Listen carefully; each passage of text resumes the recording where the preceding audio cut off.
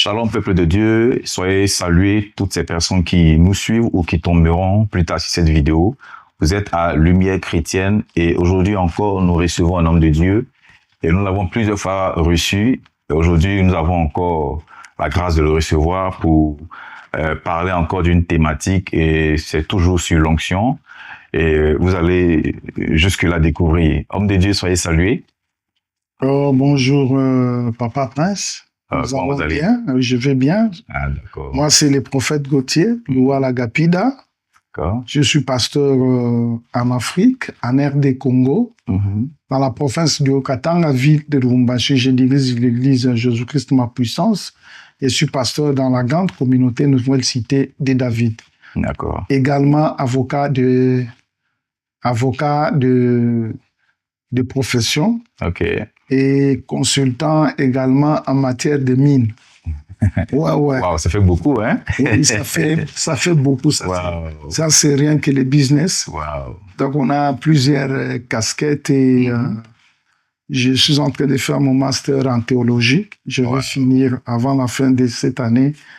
Également, théologien en formation. On dirait que c'est une grâce de Dieu, hein? Waouh, tout ça, ça fait beaucoup. Et vous arrivez quand même à gérer ça, homme de Dieu? Non, il faut avoir la volonté, c'est tout. Ça, c'est vrai, belle réponse. La volonté. D'accord. En tout cas, merci encore, homme de Dieu, d'être passé encore à cette émission. Comme je disais tantôt, c'est pas la première fois. On va dire 2 ou 3 émissions comme ça. Et nous allons encore aborder la thématique de l'onction. Nous allons encore parler de beaucoup de choses encore aujourd'hui. Je rappelle à tous ceux-là qui nous suivent que l'homme de Dieu est de passage ici à Atlanta, aux États-Unis. Et donc, voilà quoi. Comme il l'avait précisé, il nous vient du Congo. Et donc, c'est pour nous vraiment un honneur de le recevoir. Donc, homme de Dieu, aujourd'hui, nous allons encore parler de la fête de l'onction. Cette fois, cette thématique, c'est l'onction pour servir Dieu avec puissance. Ou on dirait avec efficacité. Homme de Dieu, déjà, il y a quelque chose que je veux savoir. Est-ce que l'onction est réservée seulement à une catégorie de personnes, on va dire aux hommes? Ou est-ce que les femmes aussi sont habilitées à recevoir l'onction? Joël 2, 28 dit « Je répandrai de mon esprit sur toute chair. » D'accord.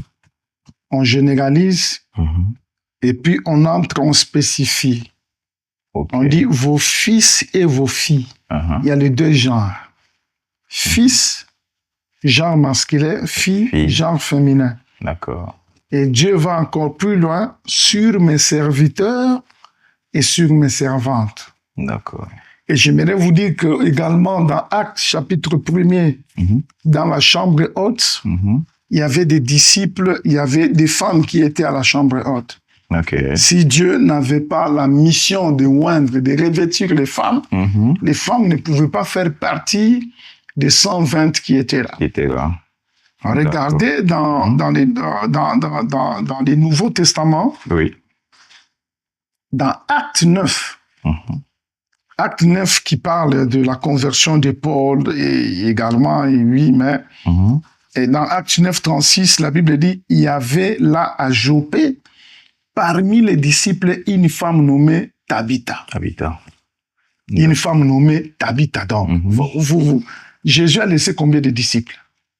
Il a laissé, les disciples, ils étaient nombreux. Nombreux, c'est ça. 12, 70, 120. Mais même ici, on est encore dans les Nouveaux Testaments, dans l'église primitive. Tabitha était disciple. Si. Donc, non pas seulement ça. Dans les mêmes livres des Actes, Philippe avait 4 prophétesses. Il avait ses filles qui étaient des prophétesses. Qui prophétisaient. Il ne peut pas prophétiser sans onction.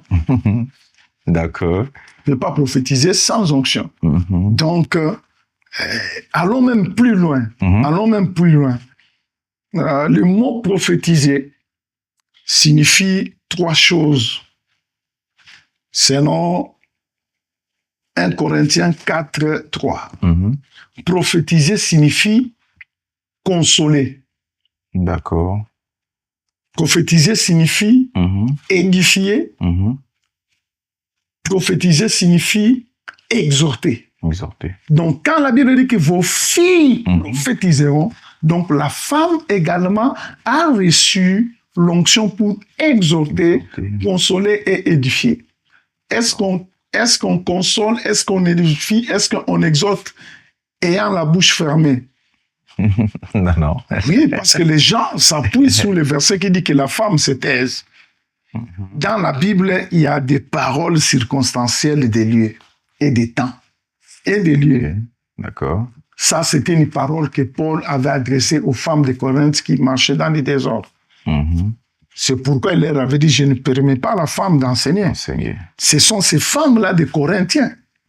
Je vais parler également d'une autre parole, circonstance des lieux, circonstancielle des lieux. Quand Dieu a dit à Moïse, les Égyptiens que vous voyez aujourd'hui, vous ne verrez plus. Est-ce que Dieu a fait disparaître tous les Égyptiens? Non. C'était les Égyptiens qui entraient dans la mer. Ok, qui poursuivaient les... Qui poursuivaient. Mais les Égyptiens qui étaient restés dans les pays et ne pouvaient pas être exterminés. Oui. Donc aujourd'hui, tu ne peux pas dire que les Égyptiens que vous avez vus, vous ne les verrez plus jamais. Non, l'Égypte existe et les Égyptiens sont... Donc c'était une parole circonstancielle des temps et des lieux. Donc la femme a reçu également l'onction pour annoncer la bonne nouvelle. Nous voyons au puits de Jacob. Dès que Jésus a été avec la femme samaritaine, elle entre. Elle a reçu Jésus. Jésus l'a impacté, elle est partie à Samarie et elle a sauvé toute une vie. Elle a ramené vers Jésus toute une vie. Et les gens ont reçu Christ. Nous voyons cette dame qui a vu le Messie et qui est sortie du temple pour propager la bonne nouvelle. La Bible dit, même dans les psaumes, la Bible dit, messagères de bonnes nouvelles, elles sont une grande armée. Mais comment vous pouvez annoncer la bonne nouvelle sans onction? Sans onction. Jésus dit, l'Esprit de Dieu est sur moi, il m'a oint pour annoncer la bonne nouvelle. On ne peut pas annoncer la bonne nouvelle sans onction. Donc quand on dit les femmes, les messagères, la femme aussi a droit de l'onction. La femme aussi, les femmes, il y a des femmes qui prêchent la bonne nouvelle, des femmes qui évoluent dans les surnaturels, des guérisons, des Catherine Kuhlman. Tout ça, la Bible en parle, même des femmes aujourd'hui en Afrique que je connais, qui sont terribles en matière d'onction pour impacter. Homme de Dieu, est-ce que l'onction est uniquement pour la prédication de l'Évangile? Non, l'onction n'est pas donnée seulement pour la prédication de l'Évangile.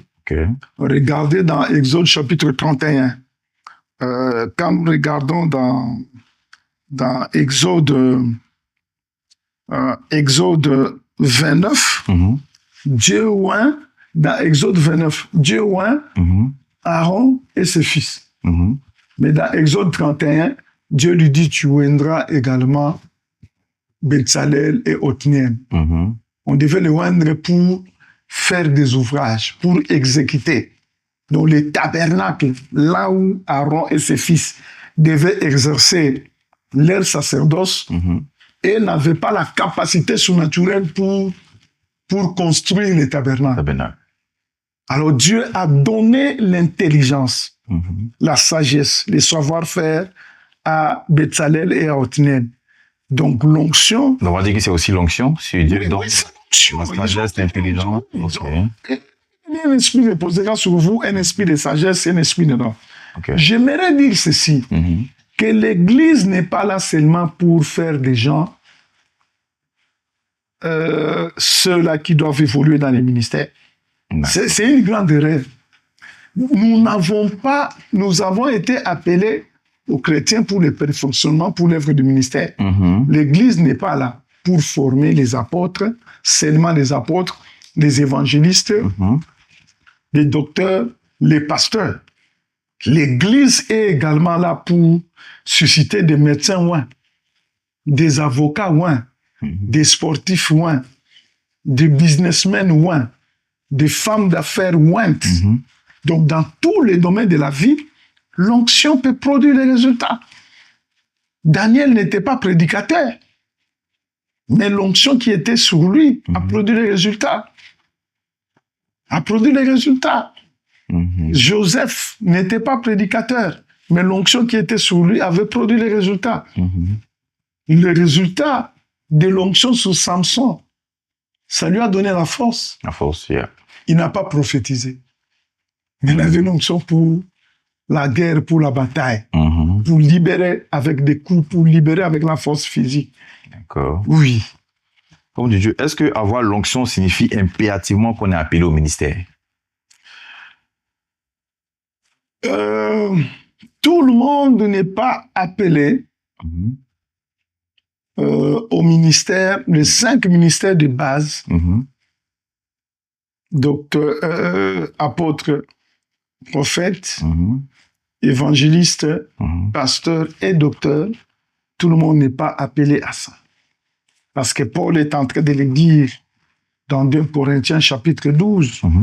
1 Corinthiens 12, 28. 1 Corinthiens 12, 28.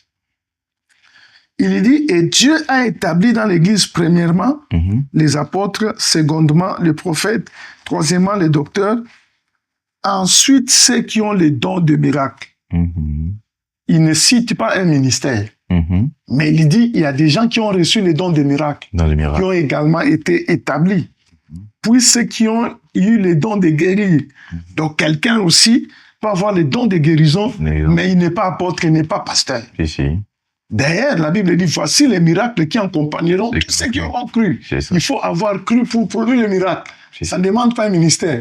Donc, Paul parle ici des gens qui ont reçu seulement des dons de miracles, les dons de guérir, les dons de secourir et de gouverner. Joseph a reçu l'onction pour gouverner. Oh là là. Mais donnez quand même un amen. Les dons de gouverner et de parler de diverses langues. Et il dit, tous sont-ils apôtres? Tous sont-ils prophètes? Tous sont-ils docteurs? Tous ont-ils les dons de guérison? Tous parlent-ils?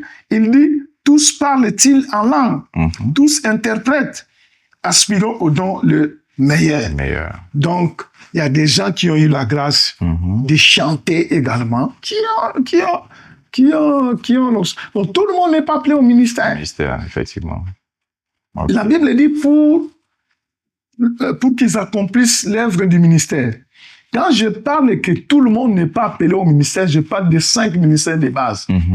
Mais tout ce que quand on chante, c'est également un ministère. Tout chrétien est appelé à parler. Quand on chante, c'est également un ministère, parce que c'est un service qu'on rend. Effectivement. Quand on parle de ministère, ne voyons pas toujours les 5 ministères de base. Quelqu'un peut être un bon intendant dans l'église. C'est également, il a reçu également cet appel-là de la part de Dieu. Il est également loin pour ça. Donc tout le monde, l'église n'est pas là pour former que des prédicateurs, non. Nous devons gagner tous les domaines de la vie sociale. Nous devons occuper des places pour mieux impacter le monde. Nous devons être partout. Homme de Dieu, est-ce qu'on grandit dans l'onction? Si on grandit dans l'onction, comment grandir dans l'onction? Ouais. On grandit dans l'onction. Regardez dans Ézéchiel chapitre 47. La Bible dit que l'homme me ramènera au bord de l'eau. Il m'introduit dans l'eau. L'eau arrivait au niveau des chevilles. L'onction, c'est l'onction du débutant. L'eau est arrivée au niveau des genoux. On est en train de croître. Et l'eau est arrivée au niveau des reins. Et l'eau est arrivée, c'était maintenant un torrent. C'est-à-dire que l'onction a des étapes. L'onction a des étapes. Jésus, pour être revêtu de la puissance, il est passé à un test. De la plénitude au revêtement, il a été tenté par Satan. Dans le désert. Jésus, dans le désert, quand il a reçu les tests, il a eu le revêtement de puissance. Donc, l'onction a des étapes. Mais je peux dire également que chaque fois que Dieu veut te faire partir d'un niveau d'onction à un autre, tu vas passer par un test. D'accord. Oui, David a reçu l'onction de Dieu en tant que roi, mais il a été loin comme roi. L'effectivité, il a été loin dans 1 Samuel 16, dans 2 Samuel 5. Il a été loin pour Hébron, et puis on est venu le loin pour tout Israël. Donc vous voyez que l'onction a des niveaux, Et l'onction grandit également avec le travail. D'accord. Donc, chaque fois que tu grandis dans l'obéissance, chaque fois que tu grandis dans la connaissance, chaque nouvelle révélation, chaque nouvelle connaissance viendra avec une onction. Donc, l'onction grandit avec la connaissance, mais l'onction grandit également avec les services. Ok. L'onction grandit avec les services. Si tu ne travailles pas, l'onction ne grandira pas. L'onction grandit avec les services. Avec le service. Les services font grandir une grande consécration, apportera également dans ta vie une grande onction également. Donc, c'est ça, comme ça, grandir. On grandit. Ok. On sait grandir dans l'onction, oui. Ok. Homme de Dieu, pendant que j'étais en train de parler, j'ai entendu un mot impactation. Est-ce que l'impactation d'onction, si on peut le dire, et le manteau, c'est une différence? Quelle est la différence? On entend souvent l'impactation, d'onction. Ouais.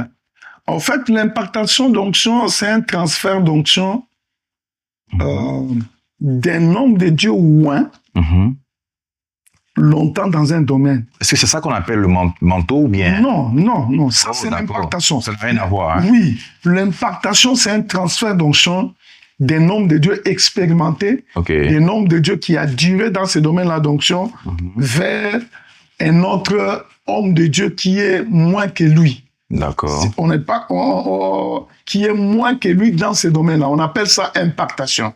D'accord. Quelqu'un peut être impacté.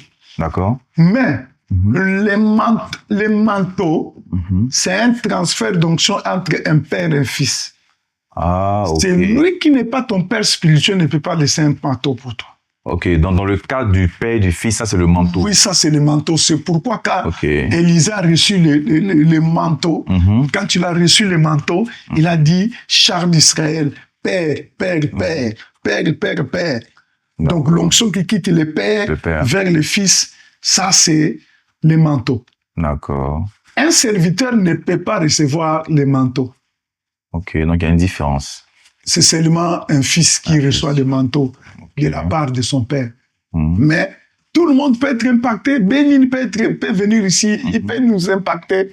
Le pasteur Daniel peut venir ici, il peut nous impacter. Mais moi, je suis ici en Atlanta. Je ne peux pas laisser un manteau aux enfants, ceux qui prient chez le pasteur Daniel. Je ne peux pas leur laisser les manteaux. Je ne suis pas leur père spirituel. Mais je peux les impacter.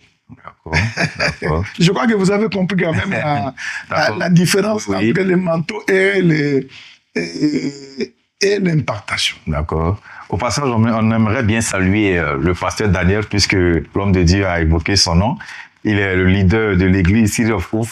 C'est à Atlanta. Donc, nous saluons le pasteur Daniel. Et nous voulons profiter aussi pour saluer aussi le frère Stéphane. Vous ne pouvez pas le voir. C'est lui qui goupille tout ce que vous voyez là comme appareil, comme maintenance. En tout cas, salutations à toutes ces grandes personnes-là. Homme de Dieu, est-ce que l'onction rend-elle capable de faire des miracles comme Jésus? Ah oui. Pour opérer comme Jésus, il faut avoir la foi, il faut avoir l'onction. D'accord. Il a dit, dans Jean chapitre 14, le verset 12e, Jésus dit, en vérité, je vous l'ai dit, celui qui croit en moi fera aussi les mêmes œuvres que j'ai fait, et il en fera de plus grandes. Donc là, donc vous voyez, le fait de croire en lui. Ça, c'est les paroles du Seigneur Jésus même. Oui, vous pouvez opérer, vous pouvez fonctionner comme lui fonctionne.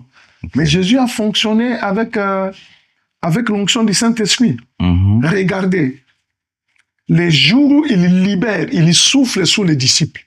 Dans Jean chapitre 21, verset 20, la Bible dit, Jésus souffla sur eux. Et quand ils ont reçu le Saint-Esprit, Jésus, ces mêmes jours-là, Jésus leur avait dit quoi? Comme le Père m'envoie, moi aussi je vous envoie. Si. Le Père a envoyé le Fils avec l'onction pour qu'il produise les résultats qu'il avait produits. Jésus aussi t'envoie avec l'onction pour que tu produises ce que Jésus produit. Jésus, tout ce qu'il faisait, il se référait au Père. Le Père. Il dit, le Père agit, moi aussi j'agis. Et toi aussi, tu ne peux pas agir dans le surnaturel sans onction. Jésus a dit, l'Esprit du Seigneur est sur moi pour. Jean 10, 38. Dieu l'a oint du Saint-Esprit de puissance et pour libérer tout ce qui était sous l'emprise du diable. Tu ne peux pas libérer les gens comme Jésus libérait sans onction, sans la puissance. Ok. Homme de Dieu, est-ce que l'onction est plus importante que le talent? Ok. En fait, je veux dire que l'onction, c'est un booster, c'est un amplificateur des talents. D'accord. Le son peut être là, le micro peut être là, mais sans ampli. On n'entend pas bien, à part tout Oui, son. oui. L'onction est un amplificateur des talents. L'onction, c'est un amplificateur, c'est un booster des talents. En fait, c'est ça. Les dons, il y a des dons qui sont innés. Il y a des gens, il y a des dons qui sont innés, mais aussi il y a des dons surnaturels. On ne peut pas parler de dons de guérison, des dons de miracles, des dons de prophétie sans onction. Ces dons-là viennent avec le baptême. Avec le baptême, le charisme, c'est un domaine de l'onction. Il y a aussi des dons qui sont naturels, qui ne demandent pas nécessairement l'onction. Mais qui s'exerce, Dieu, quelqu'un a reçu ça d'une manière. Mais un talent aussi naturel, quand on y ajoute également l'onction du Saint-Esprit, ça peut faire également la différence. La différence, comme on le dit. Ouais. L'onction fait la différence. L'onction fait la différence. Je vais prendre un exemple. Quand Saül était tourmenté par les mauvais esprits, on n'est pas parti chercher n'importe quel musicien. Ça, c'est vrai aussi. David était loin. Quand il jouait la harpe, les démons partaient. Un autre exemple, dans 2 Rois chapitre 3, le verset 15, Élisée sent que l'onction n'est plus là. Il y a des moments de baisse d'onction, tu peux, parce qu'on ne fonctionne pas dans l'onction à tout instant. Ah, j'allais demander ça. Non, non. Quand je suis dans ma famille, je suis avec ma femme, je suis avec mes enfants. Je n'opère pas avec l'onction. Oui, on va dire ça. Bien sûr. C'est dans un cadre où c'est pas un service de Dieu. Oui, on peut avoir également l'onction en tant que père de famille, mais quand je mange là, je blague avec mes enfants. C'est différent quand je suis le haut de la chair. C'est différent quand je suis à l'estrade, sur le stage pour la croisade. Il n'a pas senti l'onction en lui. Il a demandé un joueur. Il a dit, cherchez-moi un joueur de la harpe. Quand quelqu'un, un homme, un musicien ou un était venu, il a commencé à jouer de la harpe, directement l'Esprit de Dieu a saisi Élisée et il a commencé à prophétiser. Donc l'onction est venue créer l'atmosphère. Donc il y a des gens qui ont les dons, qui ont les talents, mais parce qu'ils associent avec ça, avec l'onction du Saint-Esprit, ça produit des résultats plus efficaces, on va dire. Plus efficaces et très exceptionnels. Ok, d'accord. Homme de Dieu, est-ce que l'onction donne la force d'annoncer l'évangile? Mais sans onction, la Bible dit, nous avons vu dans Actes 5, 42, qu'ils priaient dans des maisons et ils annonçaient la bonne nouvelle. Ça, c'était dans Actes 5, 42. Jésus lui-même dit, l'Esprit de Dieu est sur moi, il m'a oint pour annoncer la bonne nouvelle. Si quelqu'un n'est pas envoyé, comment les gens ne vont pas annoncer la bonne nouvelle? Comment les gens vont annoncer la bonne nouvelle s'ils n'ont pas été envoyés?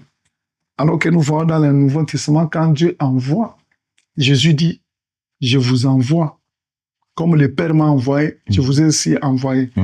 C'est quand il a soufflé sur eux qu'ils ont reçu le Saint-Esprit. Donc, c'est vraiment très capital parce que l'œuvre de Dieu s'est faite par l'Esprit. Il y a que l'Esprit qui vivifie, mais la chair ne vivifie pas. Il n'y a que l'Esprit qui vivifie. Et l'œuvre du ministère, c'est l'œuvre du Saint-Esprit. Dans le royaume, tout s'est fait par l'Esprit. Sans l'Esprit, il n'y aura pas de grands résultats. Même Dieu, avant de créer ce monde, avant que la parole descende, la Bible dit l'Esprit de Dieu s'est mouvé au-dessus des hommes. Même pour créer ici, il a fallu que le Saint-Esprit travaille, soit là. Sans le Saint-Esprit, il n'y a pas d'œuvre de Dieu. Ok. Homme de Dieu, est-ce que l'onction est d'enseigner avec clarté la parole du Seigneur, ou bien, sinon, comment l'onction est d'enseigner avec clarté? Oh là là. Bon, nous voyons, vous savez que beaucoup de gens utilisent la Bible et ils enseignent, mais les vies ne sont pas transformées.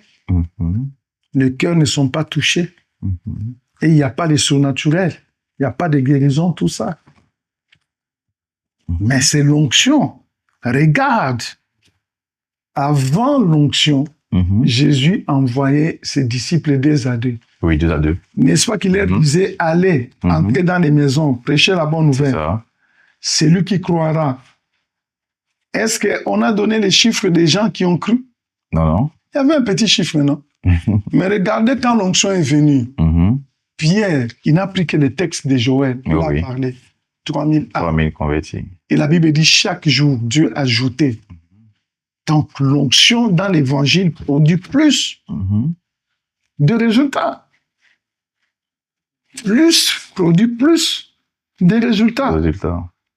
À la mission, quand Dieu a envoyé Jonas, vous savez que la ville s'est convertie en un seul jour. Toute la ville s'est convertie en un seul jour. C'était quel niveau d'onction? Donc, la bonne nouvelle dépend du bombardé parce que quelqu'un, la lettre tue. Il n'y a que l'esprit qui vivifie. La Bible ici écrite, c'est la lettre. Donc, l'onction donne d'enseigner avec clarté. Oui. Ok. Est-ce que l'onction grandit avec la fidélité dans le service de Dieu? Oui. Regarde.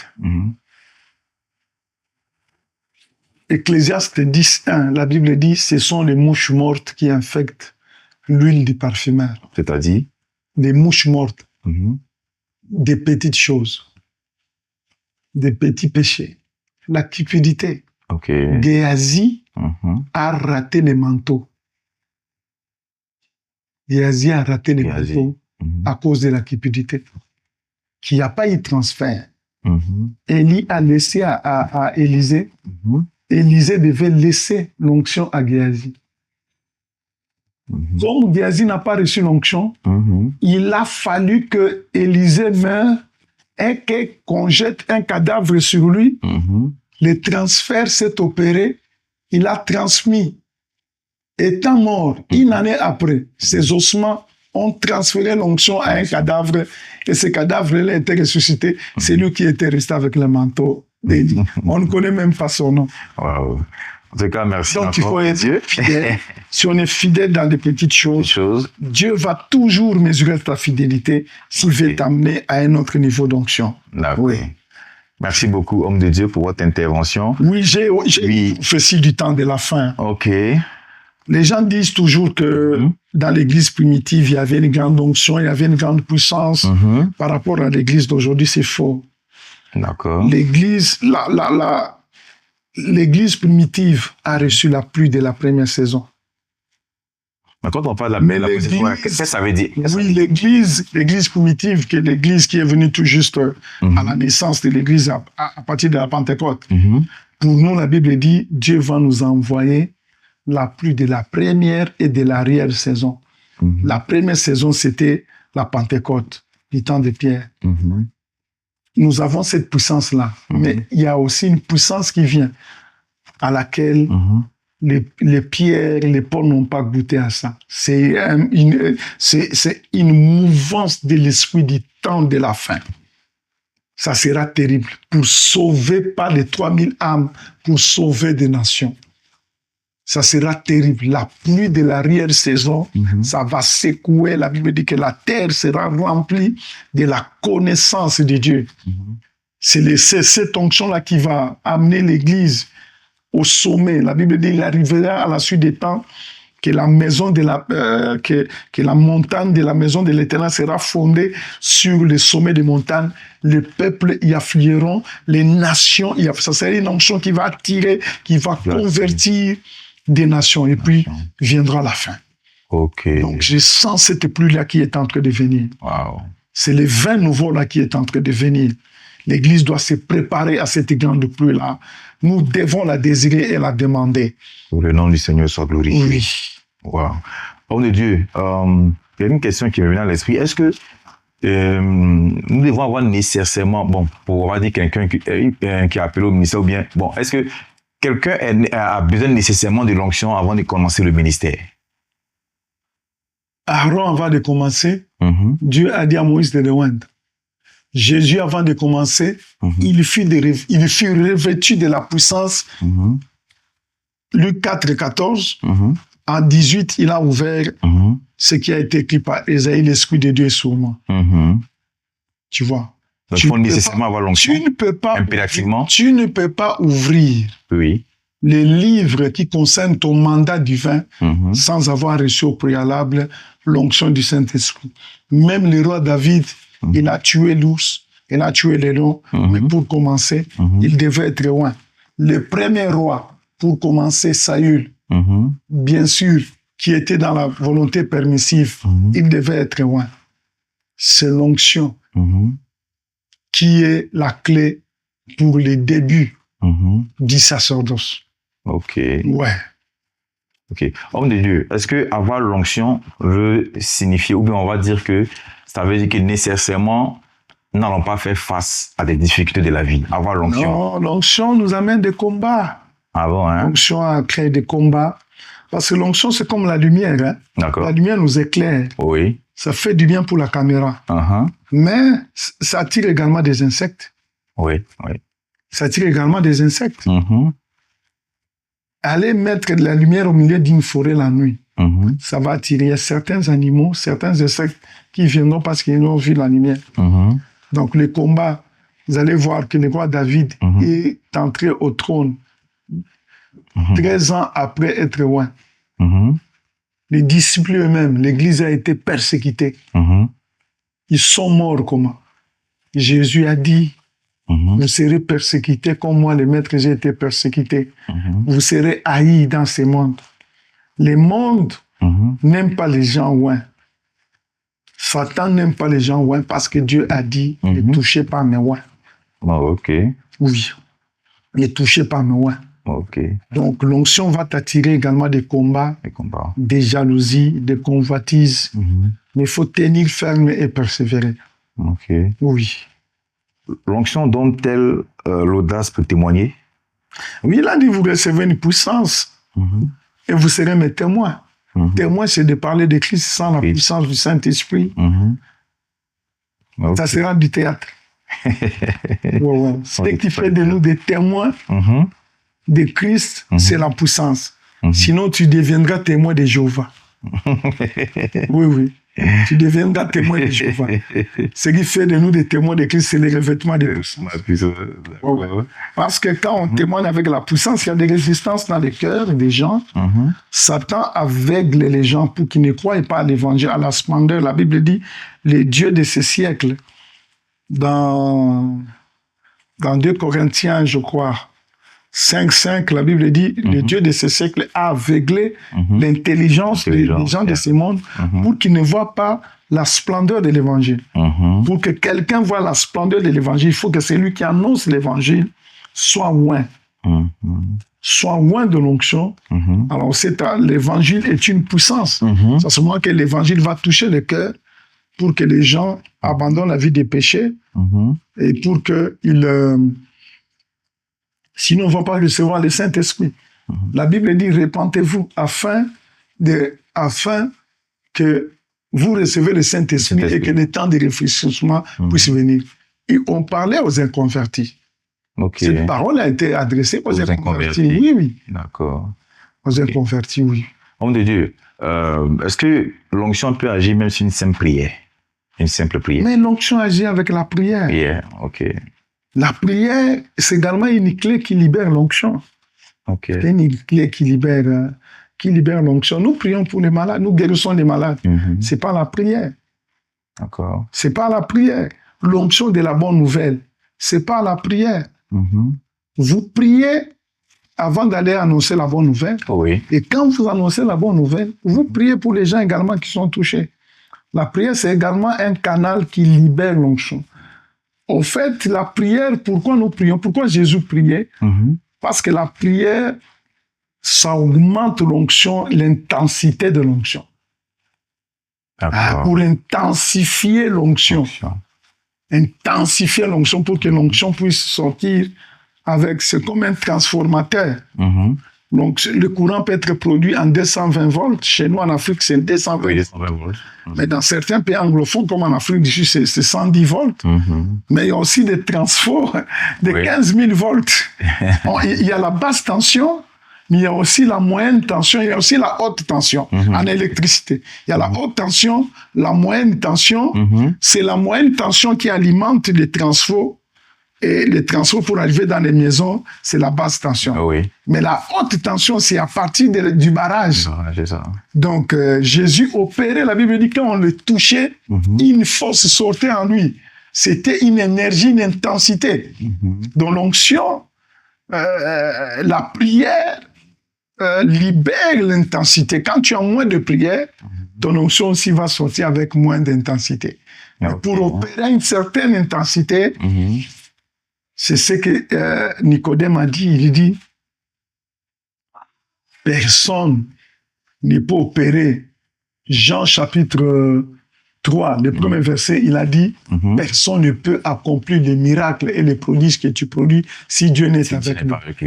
Donc, il y a une certaine intensité de l'onction qui n'est là qu'avec des gens qui prient. C'est pourquoi Jésus a dit, priez et jeûnez. Priez et jeûnez. C'est parce que ces genres d'esprit, ces genres de délivrance, ces genres de guérison ne viennent que par les jeûnes et prières.